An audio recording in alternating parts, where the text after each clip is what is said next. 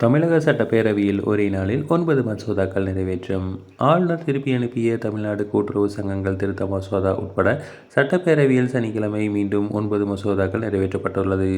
கூட்டுறவு சங்கங்களின் நிர்வாகத்தை சீரமைக்கவும் முறைகேடுகளை தவிர்க்கவும் வழிவகை செய்யும் சட்ட திருத்த மசோதா 2024ஆம் ஆண்டு சட்டப்பேரவையில் நிறைவேற்றப்பட்டு ஆளுநருக்கு அனுப்பப்பட்டது. இந்த மசோதாவை ஆளுநர் RN ரவி 16/6/2025 திருப்பி அனுப்பினார். அத்துடன் கடிதத்தையும் அவர் இணைத்திருந்தார்.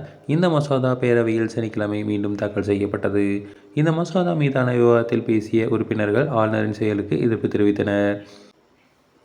மணி பேசும்போது ஆளுநர் மத்திய அரசுக்கு மாநில அரசுக்கும் இணைப்பு பாலமாக செயல்பட வேண்டும், மசோதாக்களை திருப்பி அனுப்புவது ஏற்புடையதல்ல என தெரிவித்துள்ளார். மேலும் விசிகாவை சேர்ந்த பாலாஜி பேசும்போது மசோதாக்களை திருப்பி அனுப்பும்போது ஆளுநர் கூறும் காரணங்கள் மக்களை அவமதிப்பது போல் உள்ளன என தெரிவித்துள்ளார். இந்நிலையில் தமிழக சட்டப்பேரவையில் சனிக்கிழமை 9 மசோதாக்கள் நிறைவேற்றப்பட்டன. கடந்த ஜனவரி 20ஆம் தேதி சட்டப்பேரவை கூட்டத்தொடர் தொடங்கி சனிக்கிழமை வரை 5 நாட்கள் நடைபெற்றது.